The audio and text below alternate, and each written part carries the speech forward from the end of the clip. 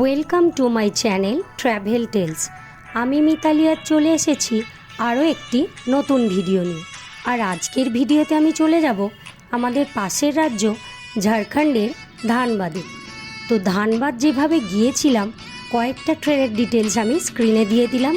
তাছাড়াও ধানবাদে যাওয়ার আরও কয়েকটি ট্রেন রয়েছে।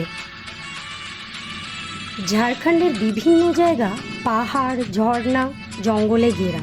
তো এবারে আমাদের ডেস্টিনেশন ছিল ঝাড়খণ্ডের এই ধানবাদ। আর এই ধানবাদ ভারতের কয়লার রাজধানী হিসেবে পরিচিত। তো প্রথমেই আমরা চলে গিয়েছিলাম কুসুন্ডা কোল মাইনে, যেটি স্টেশন থেকে 8 কিলোমিটার মতো দূরে অবস্থিত। আর আমাদের সময় লেগেছিল মিনিট 20 থেকে 25 মিনিট মতো।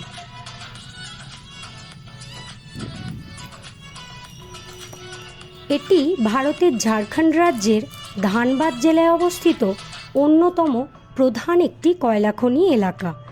এই এলাকার কয়লাখনিগুলো বহু বছরের পুরনো। কুসুন্ডা এলাকার খনিগুলো মাটির নিচের আগুনের জন্য অত্যন্ত পরিচিত। আর এখানে প্রচুর পরিমাণে কয়লার মজুতও রয়েছে। একটা দিন একটা রাত সময় পেলেই আপনারা চলে আসতে পারেন এই ঝাড়খণ্ডের ধানবাদে। ডে ট্রিপ হিসেবেও আপনারা করে নিতে পারেন এই ঝাড়খণ্ডের ধানবাদ। এরপর আমরা চলে গিয়েছিলাম আমাদের দ্বিতীয় গন্তব্য, যেটা স্টেশন থেকে ছিল 16 কিলোমিটার মতো দূরে অবস্থিত ভাটিন্ডা ওয়াটার ফলস। আর আমাদের সময় লেগেছিল 40 মিনিট মতো। আর এখানে বলে রাখি, আমার ভিডিও যদি আপনাদের ভালো লেগে থাকে তো অবশ্যই লাইক, শেয়ার এবং সাবস্ক্রাইব করবেন।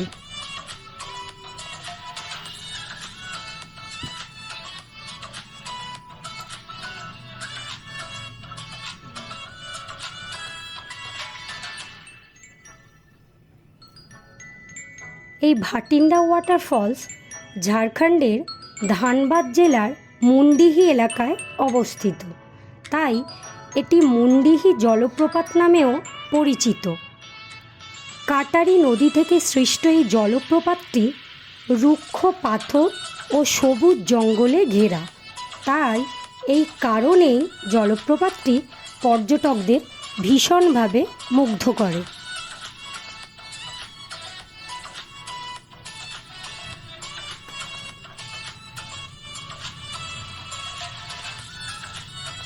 এই পুরো ধানবাদের ট্যুরটা আমরা কিভাবে প্ল্যান করেছি দেখতে হলে কোনো রকম আপনারা স্কিপ না করে শেষ পর্যন্ত দেখতে থাকুন।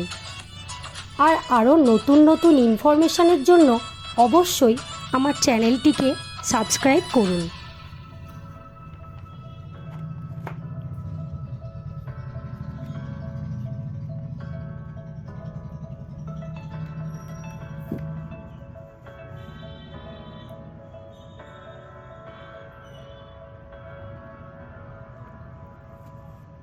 এরপর আমরা চলে গিয়েছিলাম আমাদের তৃতীয় গন্তব্য তোপচাঁচি লেকের উদ্দেশ্যে, যেটি স্টেশন থেকে প্রায় 40 কিলোমিটার মতো দূরে অবস্থিত।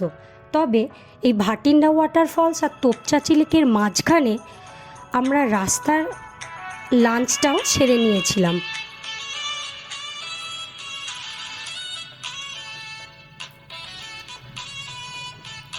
তোপচাঁচি লেকে যাওয়ার রাস্তাটাও অসাধারণ, দুদিক সবুজে ঘেরা।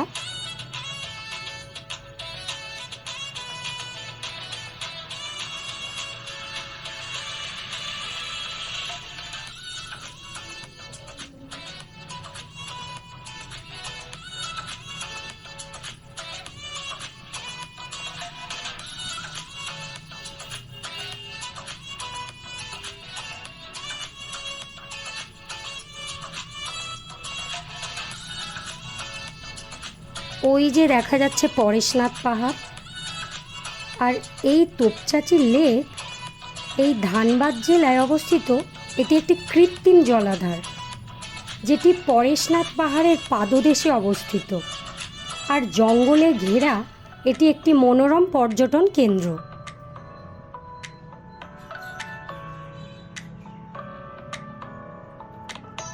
এই তোপচাঁচি লেকে যাওয়ার রাস্তাতেই প্রথমেই পড়বে মহানায়ক উত্তম কুমারের বাগান বাড়ি। আর যেহেতু মহানায়কের বাগান বাড়ি, তাই আমরা এই বাড়িটিতেও একটু ঘুরে দেখেছিলাম।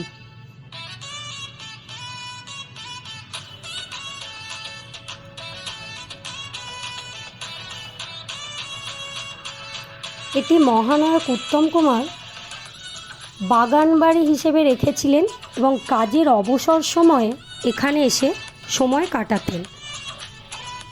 পরেশনাথ পাহাড় ও তোপচাঁচি লেকের সৌন্দর্য উপভোগ করার জন্য তিনি এই বাগান বাড়িটি বানিয়েছিলেন। তবে এটা স্টুডিও তৈরির পরিকল্পনাও তার ছিল, তবে এখন সমস্ত জিনিসপত্র পরিত্যক্ত অবস্থায় পড়ে রয়েছে। তবে আমাদের মতো বাঙালির কাছে এটিও একটি ট্যুরিস্ট স্পট হয়ে উঠেছে।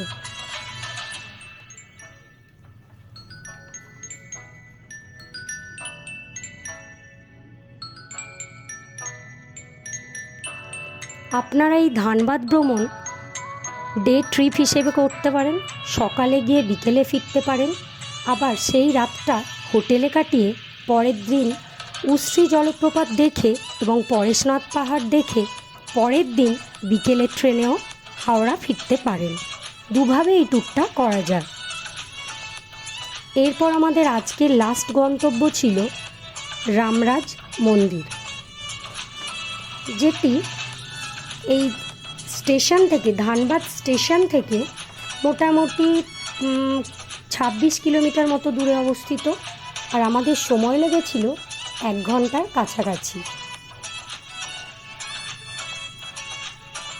এটি ঝাড়খণ্ডের ধানবাদে অবস্থিত বৃহত্তম এবং অন্যতম একটি রাম মন্দির বলতে পারেন। সকাল 6টা থেকে রাত্রি 9টা পর্যন্ত এই মন্দিরটি খোলা থাকে।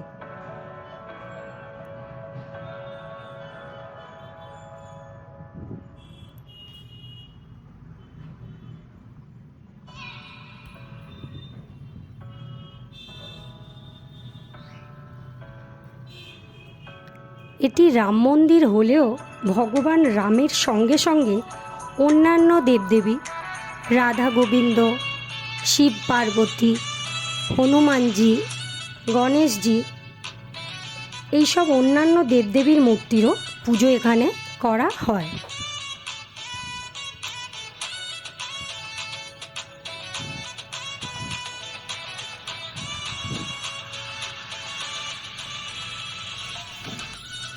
আর এই রাম মন্দির দিয়েই আমার ধানবাদ ভ্রমণটি শেষ হলো।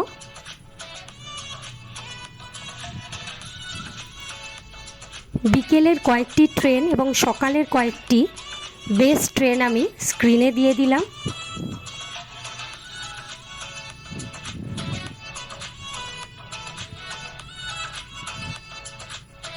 আশা করি আমার ভিডিও আপনাদের ভালো লেগে থাকবে। আর যদি ভালো লাগে অবশ্যই আমার চ্যানেলটিকে সাবস্ক্রাইব করবেন। ভালো থাকবেন, সুস্থ থাকবেন। এখনকার মতো টাটা।